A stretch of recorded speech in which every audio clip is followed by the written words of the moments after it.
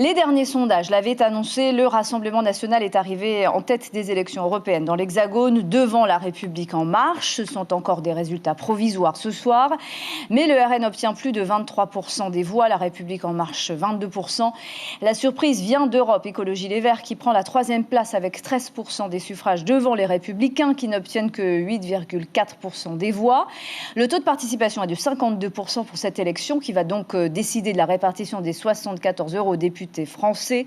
En Polynésie, le taux de participation a été d'un peu plus de 22% au final pour ces élections, soit 7 points de plus qu'en 2014. Ça reste faible, mais c'est mieux. Et ici, c'est l'inverse. C'est La République en marche qui sort largement en tête avec plus de 43% des voix, contre 16% pour le Rassemblement national, près de 12% pour les Verts et un peu plus de 9% pour les Républicains. Voilà pour les résultats en chiffres. Les premières analyses dans un instant et les premières réactions politiques. On fait d'abord un tour d'horizon du vote polynésien aux élections européennes avec Brigitte Olivier et nos équipes sur le terrain. Montage Lionel Petit, regardez. Premier enseignement de ce scrutin pour les européennes 2019, le taux de participation générale fait un bond très sensible, passant d'un peu moins de 15% en 2014 à 22% en 2019. Sur les résultats, la Polynésie française se démarque totalement de la France métropolitaine. Alors que le Rassemblement national de Marine Le Pen passe en tête dans l'Hexagone avec 23,2% des voix, ici il se place en 2e position avec un taux de 16,43%. Ce qui n'empêche pas sa progression spectaculaire entre 2014 et 2019, puisqu'il y a 5 ans, il ne dépassait pas en Polynésie les 7,72%. En tête, très nettement, le parti d'Emmanuel Macron, La République en marche, qui cumule dans les 48 communes du pays le score de 43,31%, parti soutenu par le Tapura local et son président Édouard Fritsch. Les écologistes font aussi une belle percée, un point commun avec la métropole. Europe Écologie Les Verts obtient en Polynésie 11,46% des suffrages contre 6,54% en 2014.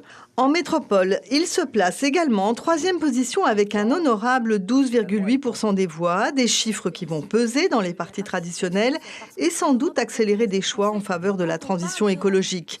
Enfin, les Républicains et la France insoumise, incarnés sous d'autres bannières en 2014, sont respectivement en 4e et 5e position, avec un score de 9,39% et 4,12%, malgré la représentation locale d'un militant proche de Jean-Luc Mélenchon. Quant au taux de participation, il varie très grandement d'une commune à l'autre. Huahuka aux Marquises a mobilisé 61% de ses électeurs, Otuamotu, Ikueru 55,56% et Nukutavake 53,49%. Mais pour les grosses communes, c'est Paia qui remporte la palme du civisme avec un taux de votants de 30,18%.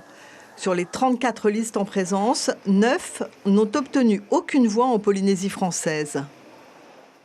Le parti de Marine Le Pen, 2e en Polynésie française et à Wallis et Futuna, mais en tête dans le reste de l'outre-mer, même à Saint-Pierre-et-Miquelon, le fief de la ministre des Outre-mer, Brigitte Girardin. Regardez. Comme dans l'Hexagone, les citoyens des Outre-mer se sont un peu plus mobilisés qu'en 2014, avec quelques nuances quand même. Plus de 10 points de mieux à La Réunion, mais 20 points de retard à Wallis et Futuna, pourtant champion de la mobilisation en 2014. Politiquement aussi, le partage des voix est similaire à celui de la France continentale. Le Rassemblement national est en tête presque partout, jusqu'à 45% des voix à Mayotte, 23,5% en Guadeloupe. La liste de Renaissance n'obtient la première place qu'en Martinique, à Wallis et Futuna et en Polynésie, au-delà des 40%. En toute logique, la Guadeloupéenne Maxette Pirbacas-Grisoni, 12e sur la liste du Rassemblement, ira à Strasbourg. De même, Stéphane Bijoux, 10e sur la liste Renaissance. L'autre réunionnais, Younous Omarji, de la France Insoumise, retrouvera son siège, mais de justesse. Première réaction tout de suite du représentant du Rassemblement national en Polynésie française, Éric Minardi. Bonsoir.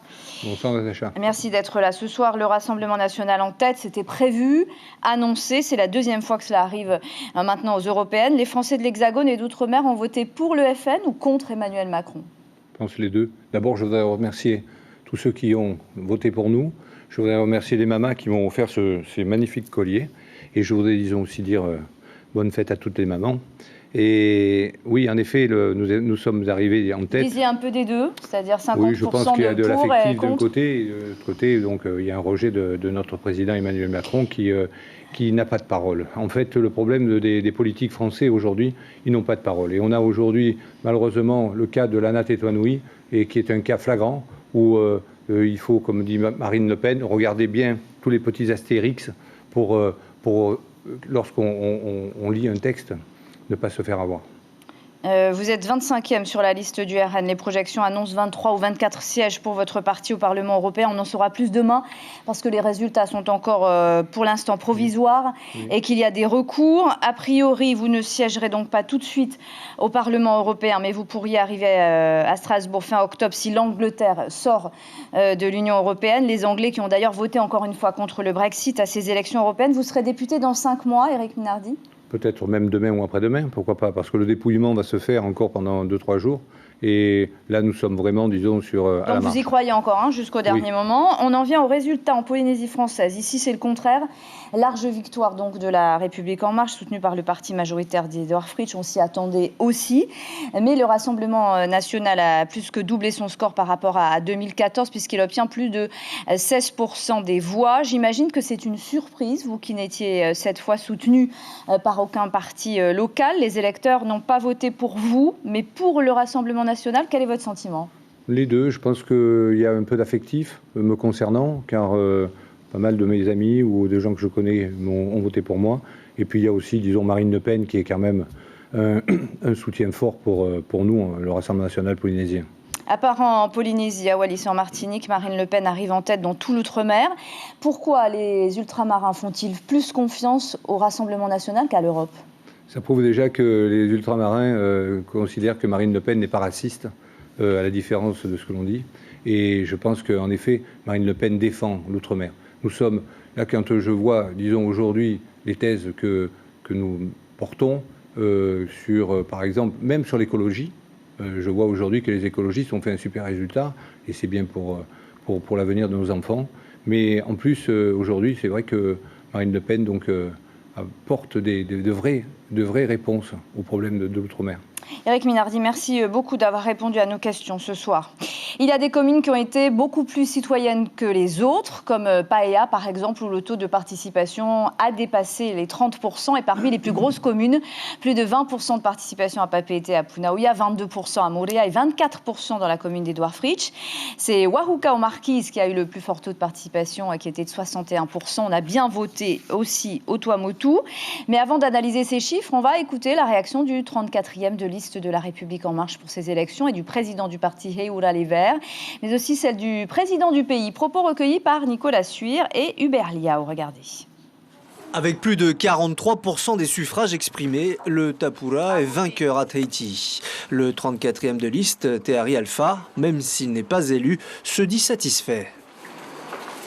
Aujourd'hui, je suis satisfait du taux de participation avec l'appel du président Fritch, avec ce soutien franc que nous avons apporté au président de la République.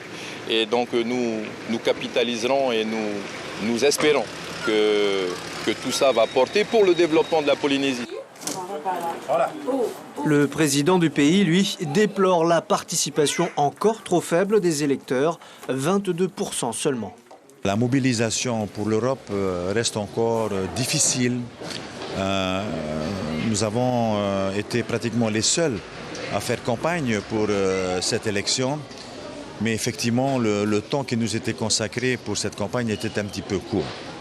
Il aurait fallu que l'on puisse visiter plus de communes, visiter plus d'îles. La troisième place est pour les Verts. Les écologistes en sont très fiers, car cela veut dire que les électeurs ont compris l'importance de la préservation de l'environnement en Polynésie française, comme en métropole. Ceux qui ont voulu verdir, écologiser, enfin reprendre des thématiques et presque nous pointer du doigt comme étant des orthodoxies dans la démarche qu'on a engagée depuis longtemps, ont compris que les électeurs n'avaient pas particulièrement apprécié ce genre de discours et qu'il vaut mieux toujours, mais ça je me répète, l'original a une photocopie, voire une copie de très mauvaise qualité. Les politiciens clament tous l'importance de l'Europe pour la Polynésie française. Ils espèrent un taux de participation plus élevé encore à l'avenir. Première analyse des résultats tout de suite avec le politologue Semir Alouardi. Bonsoir. Bonsoir. Le parti La République En Marche sort gagnant comme prévu. En revanche, le score du Rassemblement National avec un candidat qui n'était soutenu par aucun leader politique local est plus étonnant. Vous ne l'aviez pas vraiment envisagé. Comment est-ce que vous l'expliquez ce soir ? Alors, je maintiens ce que j'ai dit hier. Le Rassemblement National obtient donc un peu plus de 16%. C'est exactement comme Emmanuel Macron qui avait obtenu 14,5% au premier tour du présidentiel parce qu'il n'était pas soutenu par un parti local. Alors que dès qu'il est soutenu par un parti local, c'est-à-dire par Édouard Fritsch, il monte à 59%. Ce que vous voulez dire, c'est que s'il était soutenu et qu'il y avait un deuxième tour demain aux européennes qui était soutenu par un parti local, il passerait en tête ? Exactement. On a fait le calcul, en fait, que si on veut dépasser la barre des 30%, il faut être appuyé par un parti local.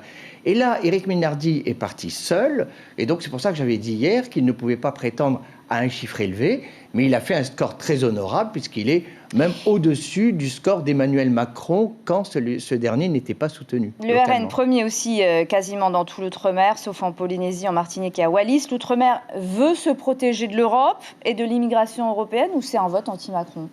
Moi, je pense que c'est beaucoup plus un vote anti-Macron, parce qu'on ne peut pas généraliser sur l'attitude par rapport à l'Europe, surtout lorsqu'on sait que certains sont en assimilation et d'autres dans l'acception. Il y a les DOM et les COM qui ne fonctionnent absolument pas de la même façon. Vous avez décortiqué les chiffres par commune en Polynésie. Qu'est-ce qui ressort de cette élection ? Le Tapura est toujours aussi puissant. Est-ce qu'on peut dire que les municipales seront en rouge et blanc ? Oui, alors...